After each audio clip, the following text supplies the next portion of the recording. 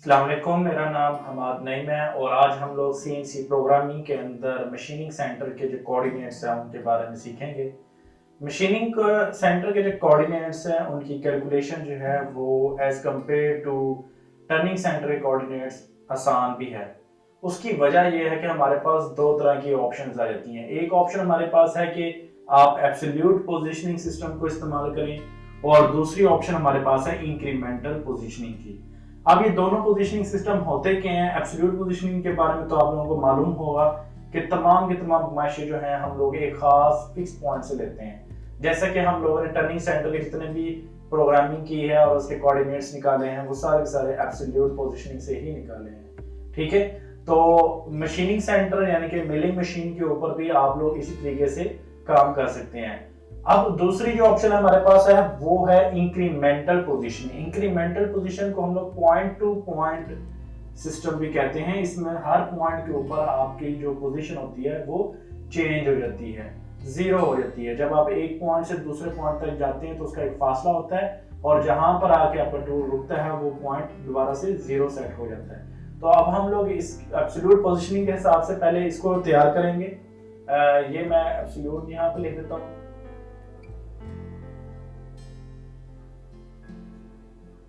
Absolute P और ये है इंक्रीमेंटल।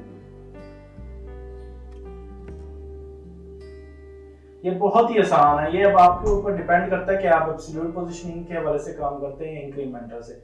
अब एक चीज मैं आपको बताता चलूं, मशीनिंग सेंटर के ऊपर ज्यादातर जो काम हम लोग करते हैं वो इंक्रीमेंटल में करते हैं। ठीक है, एब्सोल्यूट में नहीं करते। उसकी वजह ये होती है कि जो मिलिंग मशीन होती है उस पर आपके पास जो पार्ट होता है वो 3 डिमेंशनल, 4 डिमेंशन, 5 डिमेंशन पार्ट्स भी आपके पास आते हैं और अगर आप लोग उनके ऊपर एब्सोल्यूट पोजीशनिंग से काम करेंगे तो उसमें बहुत ज्यादा मसला बन जाता है, डिफिकल्टी आती है, कैलकुलेशन में थोड़ा सा डिफिकल्टी होती है, मुश्किल होती है आपको। तो कोशिश ये की जाती है कि इंक्रीमेंटल पोजीशन सिस्टम को हम लोग इस्तेमाल करें। लेकिन अभी मैं आपके सामने जो है एब्सोल्यूट पोजीशनिंग से बताता चलूं कि एब्सोल्यूट पोजीशनिंग से आप लोग किस तरीके से नुमाइश ले सकते हैं। जब भी आपने एब्सोल्यूट पोजीशनिंग सिस्टम में करना है तो कोई सा एक पॉइंट आपने सिलेक्ट कर लेना। आप पॉइंट कैसे सिलेक्ट करते हैं? आपके पास ये देखें एक डायग्राम बनी हुई है। ठीक है, इस डायग्राम को हम लोग लेते हैं। इस डायग्राम में जो हम लोग 2D व्यूज का मैं दिखा रहा हूं आपको, यानी कि टॉप व्यू दिखा रहा हूं। इसमें इसकी जो थिकनेस है उसको अभी हम लोग जिक्र नहीं करेंगे दोनों डायग्राम में। इसकी जो हमारे पास लंबाई है वो 80 है और चौड़ाई जो है इसके पास हमारे पास वो 60 mm है। ठीक है, इसमें आप कोई भी पॉइंट आप सिलेक्ट कर लें। फॉर एग्जांपल इसके अगर हम लोग केसेस के बारे में पढ़ें तो इसके कुछ कुल मिला के 5 केसेस बनते हैं। ठीक है, और अब हम लोग कोई भी एक केस पकड़ लेते हैं। इसमें फॉर एग्जांपल मैं इसका ए पॉइंट सिलेक्ट करता हूँ। ठीक है, ए पॉइंट को मैंने फिक्स्ड करार दे दिया और जब मैंने फिक्स करार दिया तो तमाम नुमाइशें अब ए से ही ली जाएंगी, ए से बी तक, ए से सी तक, ए से डी तक और ए से ए तक नुमाइशें ली जाएंगी। तो फॉर एग्जाम्पल अब हम लोग आगे चलते हैं। तो ए पॉइंट की अगर मैं बात करूं तो इसमें हमारे पास दो तरह के एक्सिस मूव कर रहे होंगे। इसमें हमारे पास एक्स एक्सिस और वाई एक्सिस जो है वो मूव करेगा। अब जेड क्यों नहीं करता? क्योंकि जेड जो होता है, स्पिंडल की मोशन जो होती है वो towards the thickness of the workpiece या परपेंडिकुलर टू द वर्कपीस होता है। तो इसलिए वो थिकनेस जो है वो हम नेग्लिजिबल कर रहे हैं इसमें, क्योंकि इसमें थिकनेस अभी शो नहीं की हुई। तो अभी हम लोग एक्स और वाई एक्सिस की तरफ भी इसको डिस्कस करेंगे। तो ये हमारे पास इसका Y axis sorry X axis कहलाएगा और ये जो एक्सिस है हमारे पास इसके वाई एक्सिस कहलाएंगे। ठीक है, तो अब ए पोजीशन के ऊपर मैं बात करता हूँ। तो ए पोजीशन के ऊपर एक्स जो है इसका 0 है और वाई भी 0 है।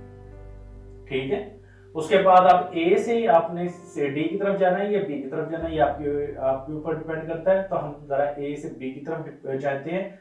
तो बी पॉइंट के ऊपर क्या है कि y के अंदर ट्रैवल x के अंदर ट्रैवल कर रहा है। तो अब x की हम लोग पोजीशन लिखेंगे। तो x की जो नुमाइश है वो a से b की तरफ पॉजिटिव में जा रही है, क्योंकि हमें मालूम है कि आपकी इस साइड पे पॉजिटिव होगा और इस साइड पे नेगेटिव होगा। यानी कि यहाँ पे जो आपको नजर आ रहा है ये पॉजिटिव एक्सिस में है और ये नेगेटिव एक्सिस में है। ठीक है, ये नेगेटिव है, ये पॉजिटिव नेगेटिव में है, positive positive negative positive negative negative and positive negative में आ रहा है। अब तो अब x एक्सिस में हमारे पास ट्रैवल कर रहा है। तो x की जो वैल्यू हमारे पास कितनी है 80 है, तो मैंने 80 लिख दी। y की वैल्यू 0 ही रहेगी क्योंकि y को ट्रैवल नहीं किया उसने। ठीक है। उसके बाद बी से सी की तरफ जा रहे हैं कि पमाइशें हम लोग इधर से ही लेंगे इसकी, तो हमारे पास जो इसकी सी की पमाइश आ गई है। अब एक्स में तो उसने ट्रैवल कर लिया था ऑलरेडी, अब वाई में ट्रैवल कर रहा है तो एक्स हमारे पास 80 ही रहेगा, जबकि वाई जो है वो हमारे पास -60 की वैल्यू आएगी। अब आपके जहन में सवाल उठा होगा कि माइनस वैल्यू क्यों, क्योंकि इस फिक्स पॉइंट को जब हमने करार दे दिया तो इससे नीचे वाली वैल्यू जो होती हैं वो नेगेटिव में होती हैं y में, इससे ऊपर y पॉजिटिव में होता है, ठीक है। तो इस वजह से ये -60 आई। अब c से हम लोग d की तरफ जाएंगे तो c से d की तरफ जो है आपके पास x की जो वैल्यू है वो 0 हो जाएगी, क्योंकि ये a और जो d है ये इस पॉइंट के ऊपर आ रहे हैं, एक ही पॉइंट के ऊपर लाई कर रहे हैं, तो इस वजह से हमारे पास x की जो वैल्यू है वो 0 हो जाएगी, जबकि y की जो वैल्यू है वो -60 ही रहेगी। वापस आप जब a पॉइंट के ऊपर आएंगे तो आपके पास वही x 0 और y 0 हो जाएगा, ठीक है। अब आपने अगर a से e की तरफ जाना है तो उसकी वैल्यू क्या हुई, अब डेफिनेटली ये वर्क पीस का हाफ है, तो वर्क पीस के हाफ के अंदर हमने जाना है, इधर इस पॉइंट पे जाना है, तो आपकी जो जितनी भी वैल्यूज होंगी वो हाफ हो जाएंगी। कैसे हाफ होंगे ये देखिए, ये 60 है तो 30 हो जाएगा और ये 80 है तो 40 हो जाएगा, लेकिन पॉजिटिव में आएंगे नेगेटिव में आएंगी, तो ये हमारे पास जो है एक पॉजिटिव में होगी और एक नेगेटिव में होगी, तो ई जो पॉइंट है उसके ऊपर जो वैल्यू होगी हमारे पास वो x 40 और y -30 होगा। अब y -30 क्यों, क्योंकि ये जो पॉइंट है हमारे पास a, इससे नीचे वैल्यूज आ रही हैं हमारे पास, ठीक है। तो उम्मीद करता हूं इसकी आपको समझ में आ गई होगी। अब हम लोग नेक्स्ट इंक्रीमेंटल पोजीशन की तरफ जाते हैं। इंक्रीमेंटल पोजीशन जो होती है वो बहुत ही आसान है, ज्यादातर इस्तेमाल की जाती है मशीनिंग सेंटर के ऊपर, ठीक है, इसकी आसानी की वजह से। अभी आप लोग देखेंगे कि इसकी और इसकी प्रोग्रामिंग में दोनों में डिफरेंस आएगा, ठीक है। तो इसको मैं अब यहाँ पे आपको भी पॉइंट ले लें, ए ही पॉइंट हम लोग सिलेक्ट करते हैं, तो ए के ऊपर अभी है, अभी इंस्ट्रक्ट टूल जो है ए के ऊपर है, तो मैं ए के ऊपर लिखता हूँ x 0 y 0 0, ठीक है। तो ए पे टूल था अभी, अब वो टूल जो है ए से बी की तरफ जा रहा है, तो बी के ऊपर क्या हो गया, x आपके पास 80 y 0 0, ठीक है, क्योंकि x की तरफ ट्रैवल किया। अब जब b के ऊपर पहुंच गया टूल, तो b पॉइंट अब 0 हो गया, क्या हो गया, 0 हो गया। उसकी वजह क्या बनी है, उसकी वजह ये बनी है हमारे पास कि आपका जो पॉइंट टू पॉइंट सिस्टम है जिसको हम इंक्रीमेंटल कहते हैं, उसमें जब आपका टूल ट्रैवल कर जाता है तो वो पॉइंट 0 हो जाता है, रीसेट हो जाता है पॉइंट, ठीक है। तो c के ऊपर क्या हो जाएगा, x 0 0 और y b से c की तरफ,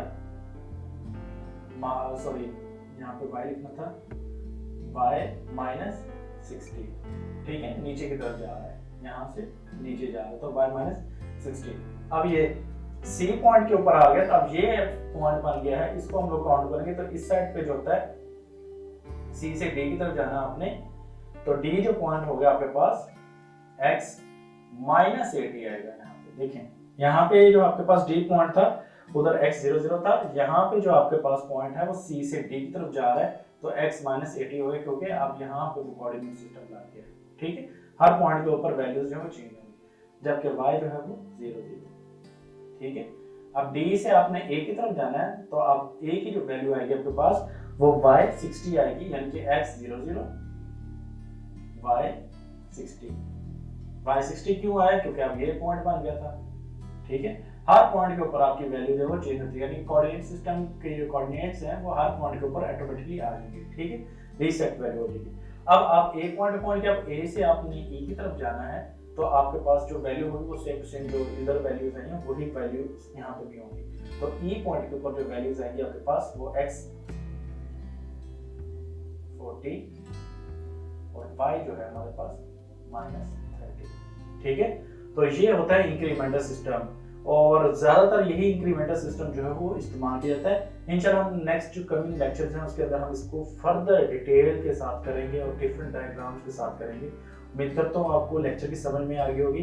अगर आपको इसमें कोई प्रॉब्लम है तो आप लोग कमेंट कर सकते हैं वीडियो में, और इस वीडियो को शेयर करें और दूसरे दोस्तों को भी इसको वीडियोस को शेयर करें, ठीक है। कोई प्रॉब्लम होती है तो आप मुझे व्हाट्सएप पे कांटेक्ट कर सकते हैं और वीडियो के एंड पे कमेंट कर सकते हैं। Thank you very much.